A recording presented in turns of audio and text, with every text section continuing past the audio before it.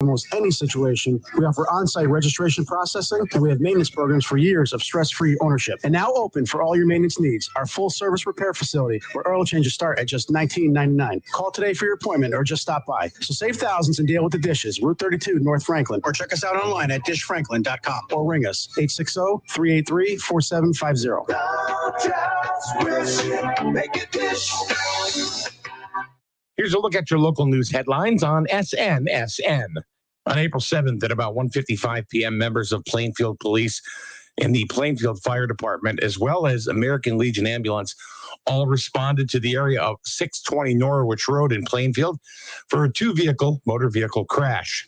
Through investigation, it was determined that a 2016 Ford Focus operated by 46-year-old Linda Puckett of Plainfield was traveling north on Norwich Road. A 1996 Buick Riviera operated by 20-year-old Austin Smith of Plainfield was also traveling north on Norwich Road, directly behind Puckett. As Puckett was attempting to turn left into the Dollar General, her vehicle was struck from the rear by the vehicle operated by Smith. Puckett was transported by members of the American Legion Ambulance to Plainfield Bacchus Emergency Care for suspected minor injuries. The case remains under investigation by Plainfield Police. Effective April 20th, 2021, all town services within the Griswold Town Hall will be open once again to the public. If you wish to enter a town building, including Town Hall, you must wear a mask and maintain a 6-foot social distance at all times. As a result of the pandemic, of course, this is subject to change. Use of town facilities will also be available, but the town still needs to be scheduling all of those events through the Selectman's office. So once again, Town Hall in Griswold reopening April 20th, 2021. Connecticut State Police are investigating a fatal automobile accident that occurred in Woodstock on Easter Sunday. 17-year-old Brian Madden of Hudson, Mass. was traveling west on Route 197 in Woodstock, where he lost control going around a curve in his 2006 Ford truck. The truck then caught on fire with the young man trapped inside the vehicle. Madden was pronounced dead on the scene. The accident remains under investigation.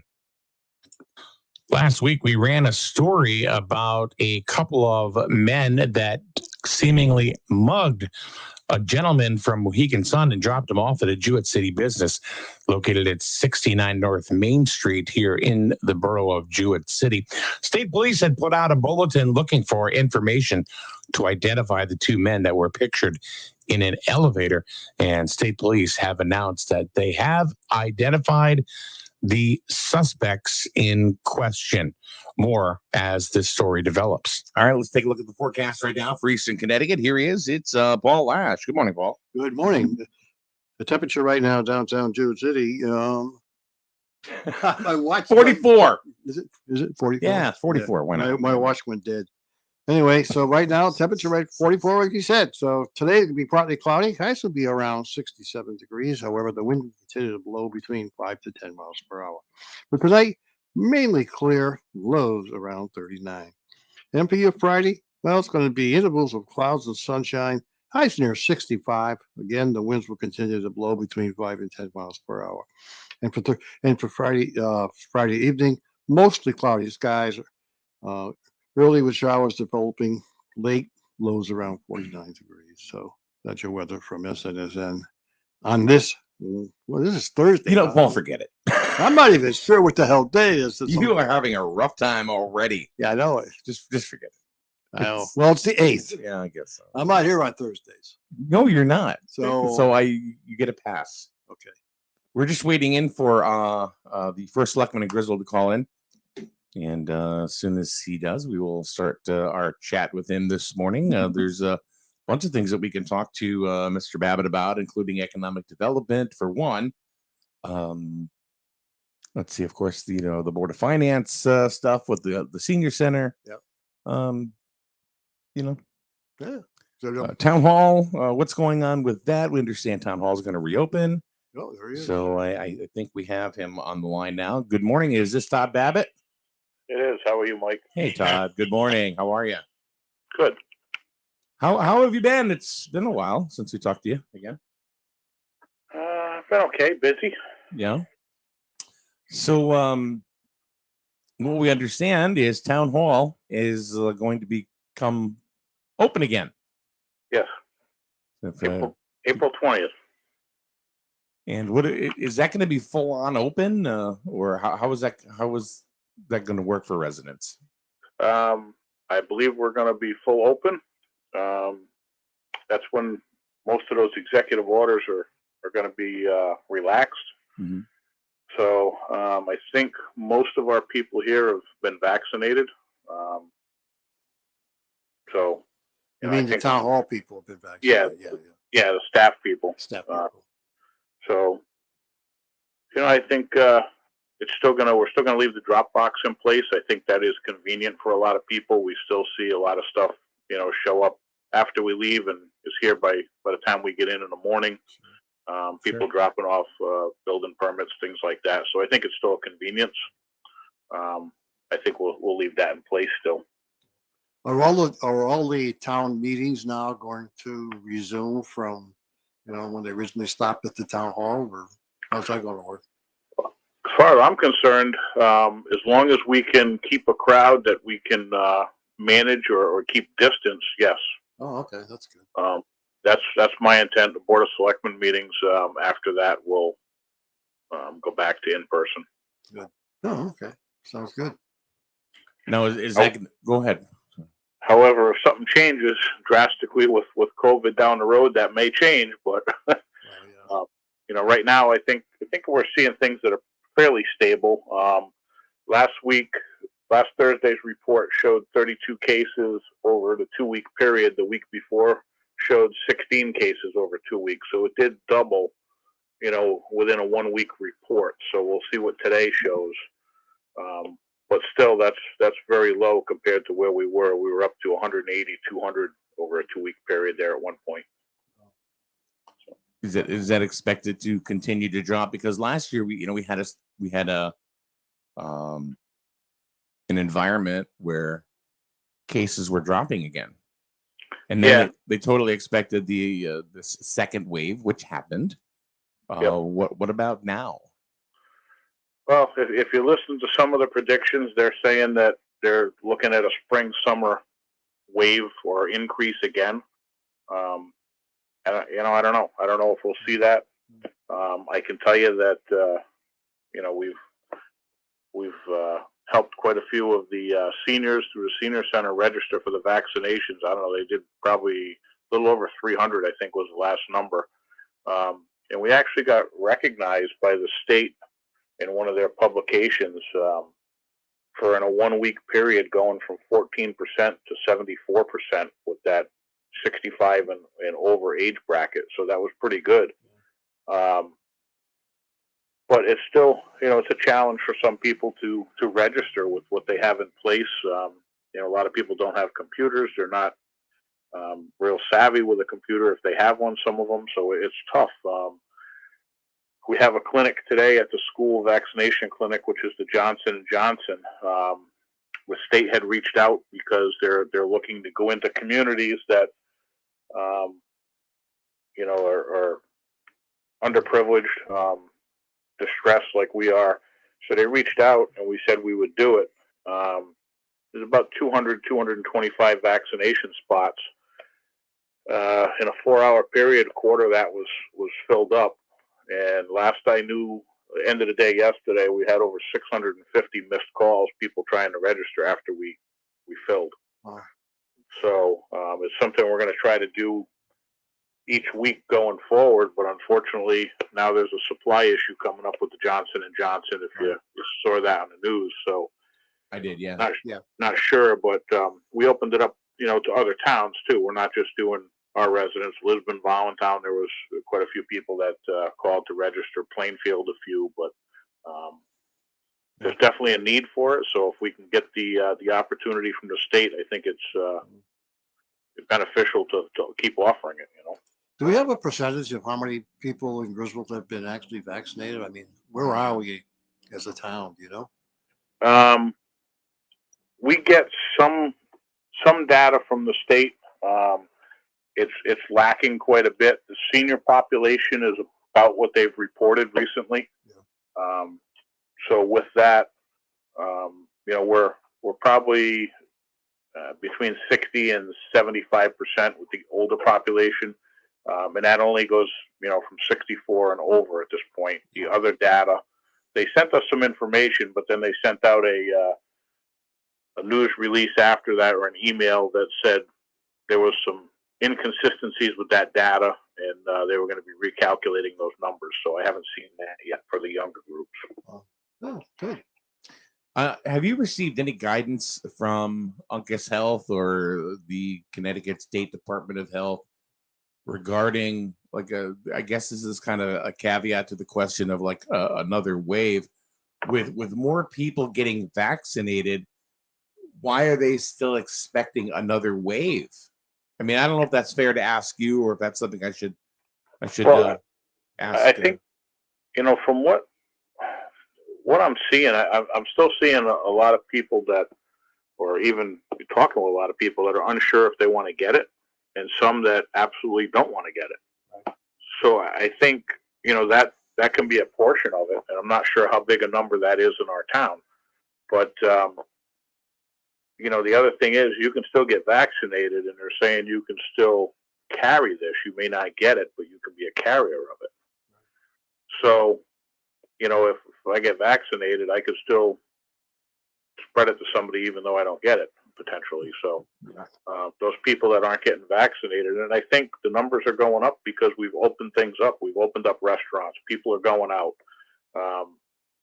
Whatever the state relaxed that they had in place, I think is getting people to go out, and that can raise your numbers also. We just came through spring break, and not that that's a big thing here, but people do travel to other areas and then come back. That could be part of it, possibly.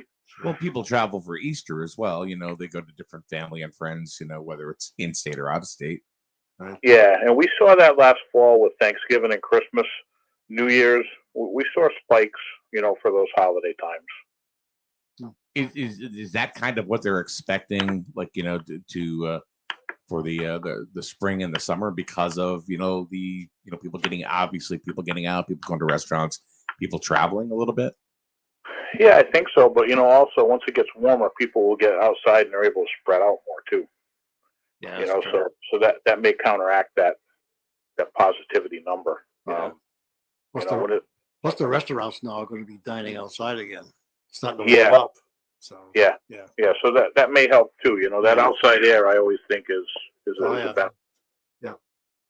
I want to go back to town hall opening again. One of the complaints that I don't know why people complain to me, like I've got some sort of reverence somewhere, because I don't.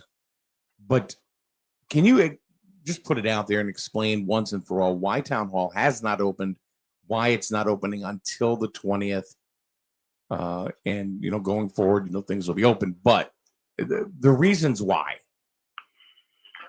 Well, first of all, I mean, we've been open by appointment. So if people can't do some kind of a service they're looking for online, they can call for an appointment. They were able to come in, and we've accommodated those people. I get calls too.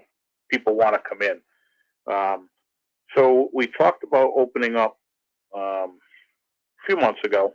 The Board of Selectmen did, and we got a big outpouring from the staff, emails to all the selectmen, that if we do that, they would like to be vaccinated for their own protection.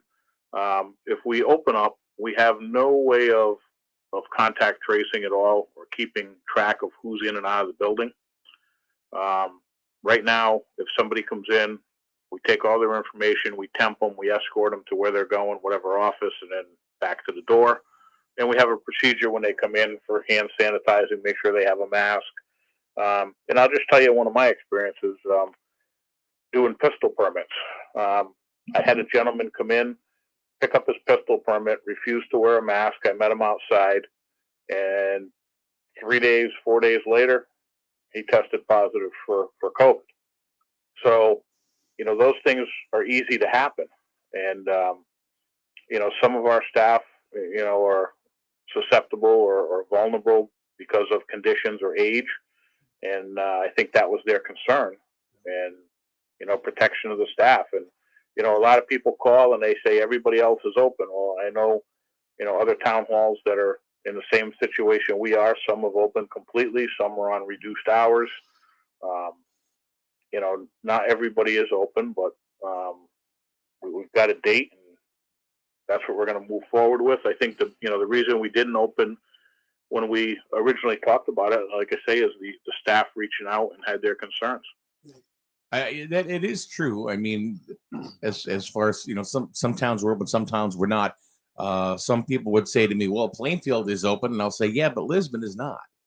Right. I talked to Tom Sparkman, and just 2 weeks ago, he says he had said that he's not planning on opening anytime soon. Now I just want to go ahead and say to Aaron is one of the people in our chat room right now. It said town hall should be open.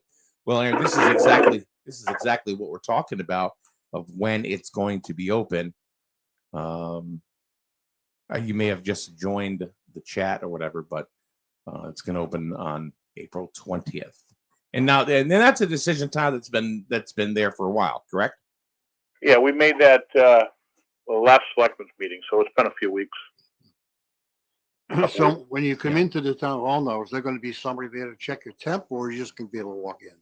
No, it's just they're going to walk in. Walk in, no problem. Okay. As long as you got a mask on, you're fine.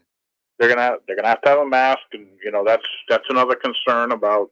We have some staff that are concerned if somebody comes in without a mask and approaching them and getting confrontational. How are we going to deal with that? Yeah. It's always a problem. Yeah.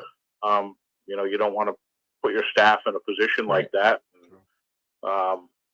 So we'll try to deal with that one-on-one. I hope people will be respectful when they come in, to respect the staff. And we do have the plexiglass in place in all the offices that deal with the public.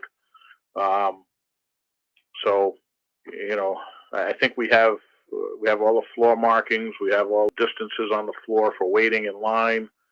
I think we're in pretty good shape with all that stuff, the best we can to protect the residents that are coming in, or the customers and the staff. Yeah. I do want to say that if people in our chat room, if they have a question for the First Selectman, you can go ahead and type it. I will read it off to Todd Babbitt, the First Selectman here in Griswold. He won't be able to see the comment, but I can certainly send it on over to him.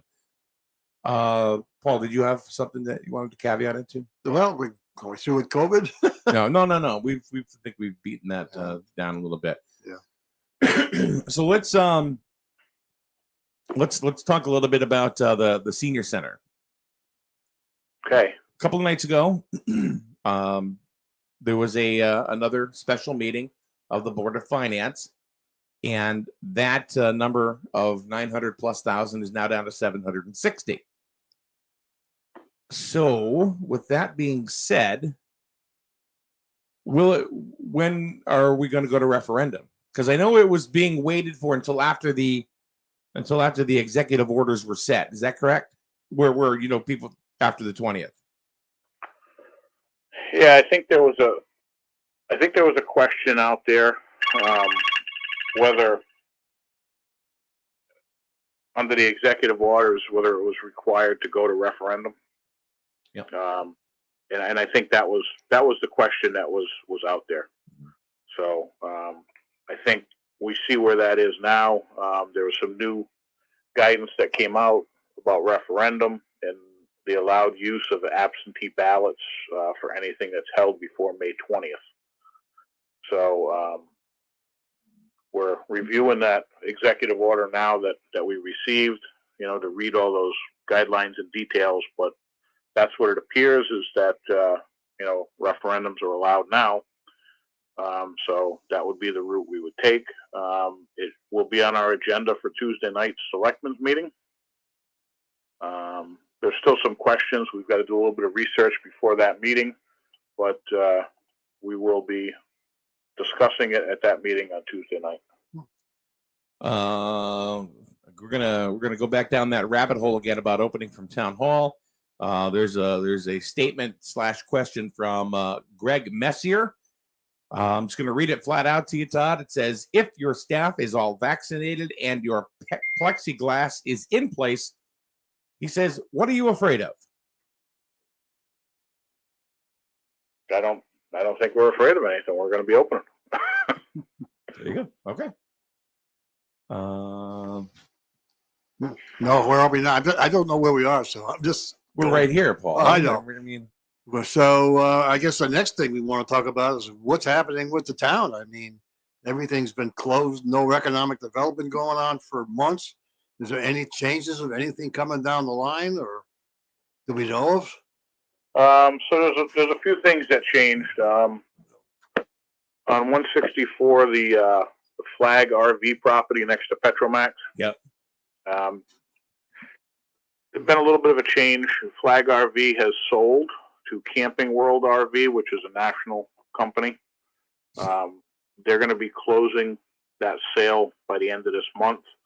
And Camping World RV is they're supposed to break ground in the spring here with a bigger facility than what Mr. Flag was proposing to build. So that's already gone. Flag RV is now Camping World or Camper World. It will be by the end of the month when they finalize that. And I guess from what I'm hearing is Flag RV's staff or family will continue to manage the locations for Camping World.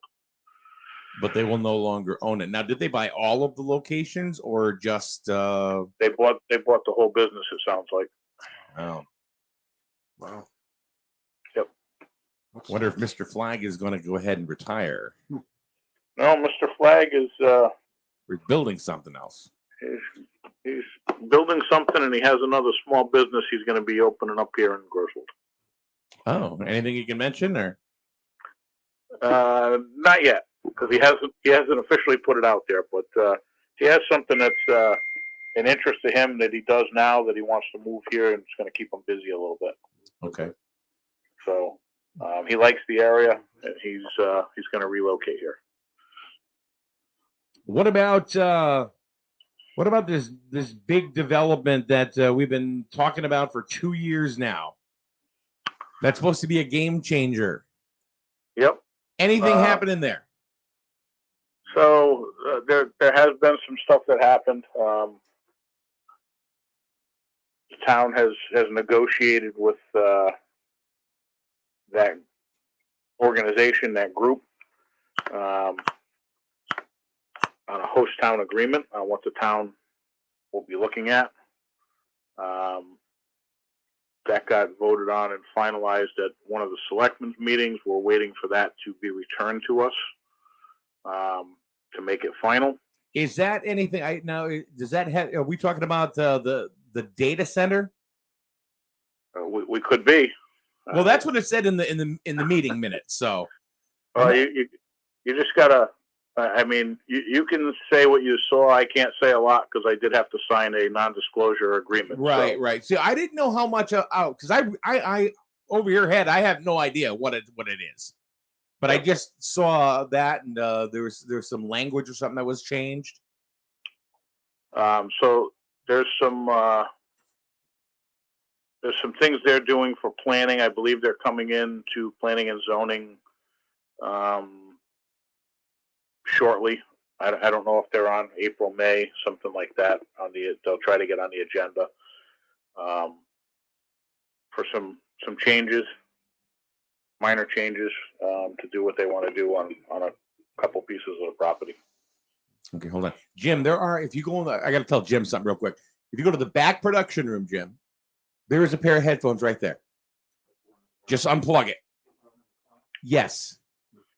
All right, sorry about that. Jim Barney is here, but he can't hear you because he doesn't have a pair of headphones on. Okay. So we're about to just about wrap things up anyway in a couple of minutes. What any other pieces of economic development, or actually, can you? I know there's a non-disclosure. You can't say who this company is, but can you give us an idea of just how big this could be? What are you looking for? Size-wise, acreage-wise? How How many people, possibility will it employ? I mean, how's it going to affect the tax base? I think that's what people are concerned with. So if we can get to a full build out, I think of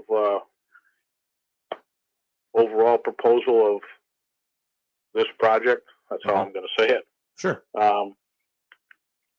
We'd be looking at 9 buildings. Give you an idea of size. Building would be probably 1.5 times the size of a super Walmart. Wow. A what? That's one building? Yep. Wow. And now we're looking at 9 of them? Yep. Wow. That's a lot. That's a lot. That's a lot of space. That would be, well, they have an option on 576 acres in Griswold. Wow. So That's half of Griswold. Todd, I'll be honest, I had no idea it was that big.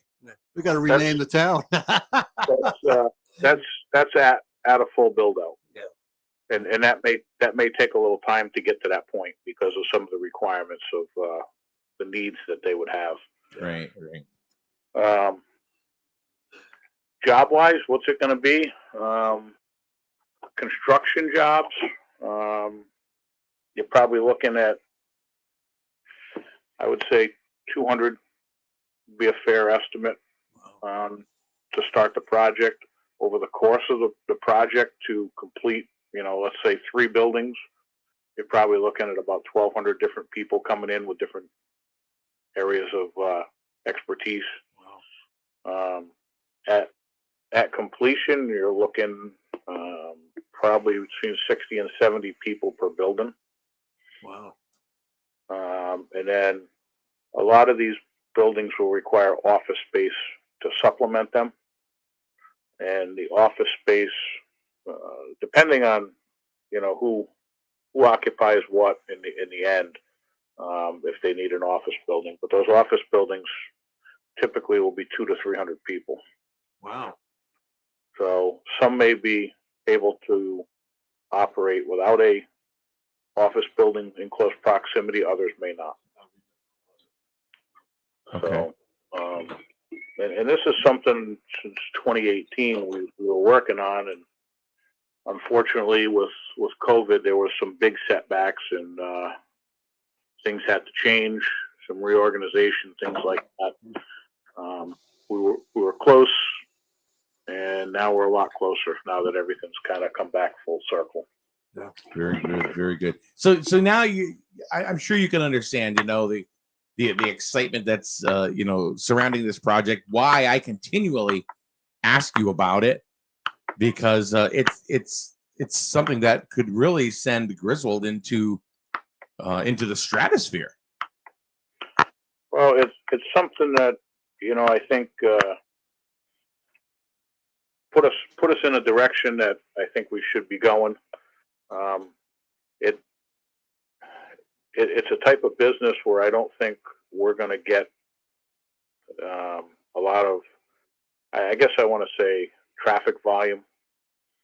I know Plainfield has the Amazon facility going in, but that does bring a lot of traffic with it. It's a nice facility, don't get me wrong, but the truck traffic and things like that, it does bring a lot with it. And those facilities, as these, always bring some kind of support with them. They're going to require things. If you get a lot of employees, you might have a few more restaurants that have interest in coming, or a hotel, who knows. So you always look at what these things may entice to come along with them based on what they're doing. So, that's always a plus.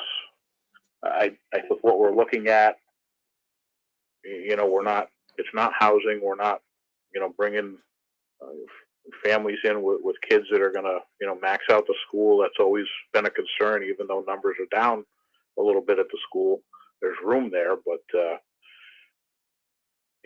I don't think it's going to be a real big impact for the town as far as a burden, but there'll be some financial benefits on the other end. Yeah. Got another question in the room, and this is basically, about the construction of the new properties that have potential. It's also from Greg, and he says, will there be any requirements for our preference given to local contractors for construction? Will local people be given preference for the construction jobs?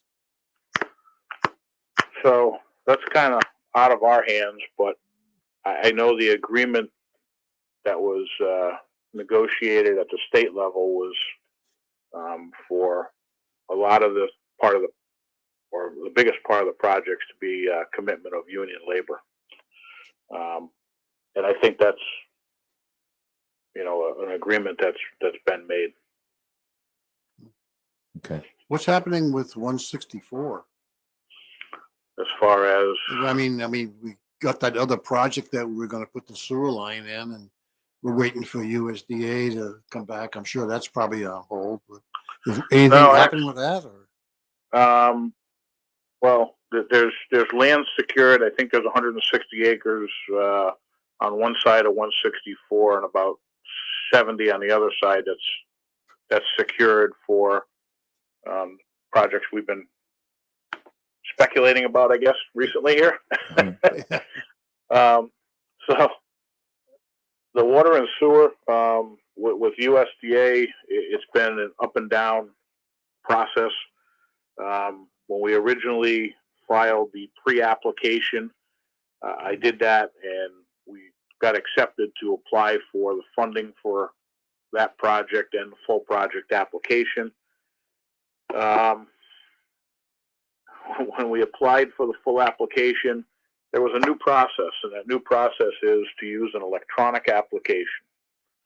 And that was a very rough road because it was new to USDA through rural development. Complete nightmare. I did it. Our engineer did it. It took us 3 weeks to find out how to register to get onto the site because you had to be approved and authorized to enter an application.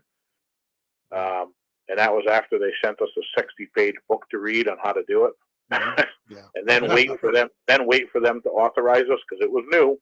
Yeah. So we did all that, and we put in as one project, water and sewer. Then they came back to us and said they wanted to split it into two projects, one for water, one for sewer. And that was based on the amount of grant money that could be eligible for one over the other. It could be beneficial to us. So we did that. We had to go back with the engineer and split everything apart. We had to complete two separate applications at that point. We did that. We submitted. USDA had some retirement in the Norwich office and their main office in Boston, so that kind of set us back a little bit. So we got to the point probably 3-4 months ago that we finally had everything submitted. Then they came back and asked for updated financials from Public Utilities, the water company, and the town because they were a year old at that point. So we just completed getting everything from all those agencies back into them. And they are now reviewing, again, our preliminary engineering report, which is basically the overall scope of the project. They'll approve it. They approved it the last time, but they just have to reapprove it because it's been over a year. For that. So the good thing is, there was some talk last year about additional money with USDA and shovel-ready projects, things like this. There's some grant money percentages on the table for water and sewer currently, but in talking with them just recently, it seems like they're going to be getting quite a sum of American Rescue Funds, which could be additional money eligible for our type of project. So right now, our target goal and their target goal is to have everything completed and authorized by the end of June. Right now, we're the only viable project in their system in the Boston region. So are we hoping to start that sewer, the water and sewer sometime this year? The design and the permitting will start, but I think construction will be in the spring. Yeah. It's been, even dealing with the state, they made us go back and get updated letters about Clean Water Act funding. That's where if you have contaminated soil or you have septic systems that have contaminated the ground, we're not eligible for that funding.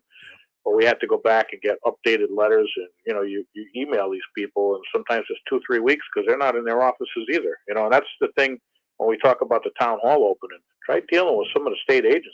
Yeah. I mean, they can go in once a week, and they have to make sure nobody else is going in at the same time just to get their mail. It's a good thing we're probably going to get this money, because the original, when we did this thing, 2 or 3 years ago, we thought the money was going to be a certain amount of money. Now, but 3 years later here, the cost has gone up. I mean, it's going to cost a hell of a lot more than what the original price tag was. So getting extra money from USDA would certainly help that. Yeah, and I mean, one of the big things is materials. Oh yeah. Steel, and pipe and things like that. Just cost increase. They're almost as bad as lumber. Wow. It's nothing's going down right now. That's for sure. And they're saying industry standards, middle to end of April, another increase. So I don't know. Wow. But I think we're in a position where everything's going to be finalized. The agreements between the engineer and their subs for doing the actual field work should be executed next week. They've worked that out. USDA has gotten involved to mediate what they want into that process. So I think we'll be moving forward, like I say, with the design. And we have had some people reach out to us. We had the mobile home park on Hopeville Road reach out to us. They're very interested in tying into the sewer. They have some systems in there that have failed. They've put in some engineered systems that will handle 2 or 3 units, but I think they're pretty much out of room to do that, without really doing some extensive rework. So they've reached out. We've had communications with them. I think they're interested in tying into the sewer. It'd be less costly in the long run for them. Yeah. Sounds good. Jim, do you have anything for our first selectman? Yeah, I'm surprised that we're still continuing with the sewer down 201. Is that actually the case, Todd? Yeah. Yep. Okay. We're having a conversation with Todd Babbitt, the first selectman here in the town of Griswold. We have talked about economic development. We've talked about the reopening of the seniors. Of town hall. I'm assuming that's also going to mean the senior center as well. It's good. That's going to reopen on Sewell Street.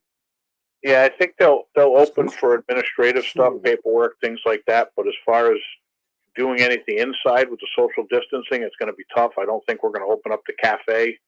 I don't think we can accommodate that full number of people and keep them separated. But they are going to be doing some outside programming. I know they have some things coming up that's going to be scheduled, different locations for. They're going to be doing some stuff at the elderly housing, some group activities. I know they've got something planned for the parking lot over here, at least one day a week, it sounds like, and maybe some other locations. Yeah, I was talking to the senior center director this morning, as a matter of fact. She told me about something about full contact frisbee toss. Yeah, I heard something about it. I'm not sure what it is. But it's going to get brutal, but those seniors are tough down there. I swear to God. Competitive too. Yeah, I'll tell you something. The senior center is probably the liveliest place in all of this town. Those people down there are so full of life and joy and happiness. When you talk to them, they have got so many stories, and I just love going down there. Yeah, no, there's a good group, and it'd be good to get them back together. I think personally, I've seen a lot of people I know in town that are up in age, and I think the lack of socialization has really taken a toll on these people for this last year plus. Not just the seniors, Todd. Not just the seniors. No, but it seems to be affecting them a lot more. I had somebody that rented from me that was a senior, and last August had to go to a home just stop a lot of the just regular functions, and I think a lot of that is because every day was going to the senior center and having a meal and playing pool and playing cards and getting together with people and just chatting. And I think that it changes a lot. Their mind really gets affected by not having that every day. So it's an important thing, for that group. Anything else you wanna chat about, or something that a subject or information piece that we're unaware of that you wanna put out there? No, I think we're good for now. We're caught up. All right, very good. Sounds good. Jim, one more shot. You got anything for? No, I've just been listening this morning. Usually I get plenty to say. Yeah, I'm surprised Jim hasn't jumped in there, Todd. Well, I was a little late arriving, so I didn't catch some of the beginning stuff, and I didn't want to go back over what you'd already covered. You're in the safety zone today, Todd. Jim's doesn't have much to say. So anyway, well, thank you very much, Todd, for joining us. We really appreciate it, and thanks for the update of what's going on in town. Okay. Thank you. All right. Thank you very much, Todd. Have a great day. Thanks, Todd. You too. Thank you. Right, bye-bye. All right. That is First Selectman Todd Babbitt here in the town of Griswold, giving us an update on, all things Griswold.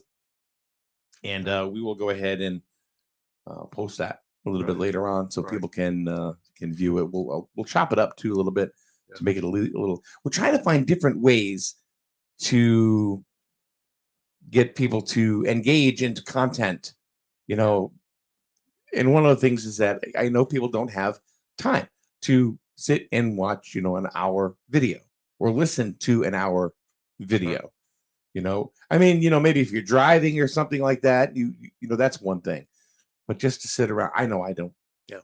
I'm usually moving and grooving. I got things to do. And Jim, you're always running around doing something. So yeah, what I've found is the amount of information you can glean in an hour from most videos I can read in 5 or 7 minutes. Yeah. It's just most videos the content load is not very good.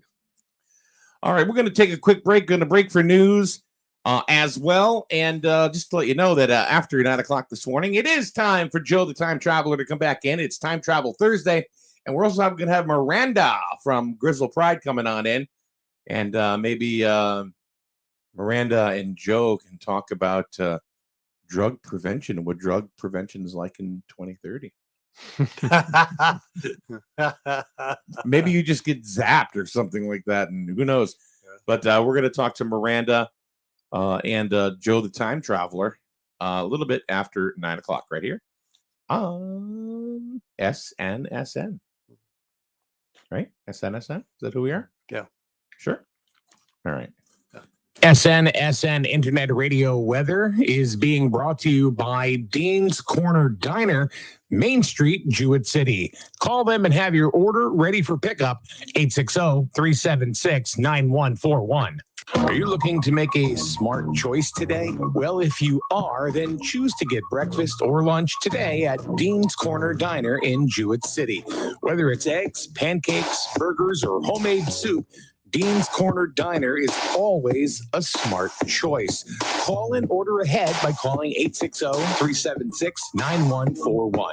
Dean is open 7 days a week, so come in, mask up, and eat up. Dean's Corner Diner, Main Street, Jewett City.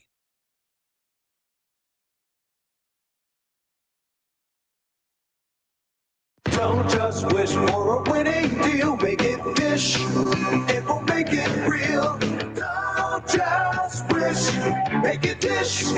Hey everyone, this is Ellis Dish from Dish Motors. We're back better than ever with our new sales and service center on Route 32 in North Franklin. Everyone says there's nothing better than dealing with the dishes, and here's why. Selection. We have the area's largest inventory of off-lease, one-owner vehicles of all makes and models. You name it, we got it, or I'll get it for you at no additional charge. Quality. Each vehicle goes through a rigorous 120-point safety and quality check. Nothing leaves the lot without my personal approval. Convenience. We have financing sources for almost any situation. We offer on-site registration processing, and we have maintenance programs for years of stress-free ownership. And now open for all your maintenance needs. Our full-service repair facility, where oil changes start at just $19.99. Call today for your appointment or just stop by. So save thousands and deal with the dishes. Route 32, North Franklin. Or check us out online at dishfranklin.com. Or ring us, 860-383-4750. Don't just wish. Make it dish. Hello, I'm Miranda Mahoney, Project Coordinator of Griswold Pride, your drug-free community coalition. We want to help you keep your kids safe during this challenging time. Social distancing is still in effect, and so is the social host law. Reports are coming in that teens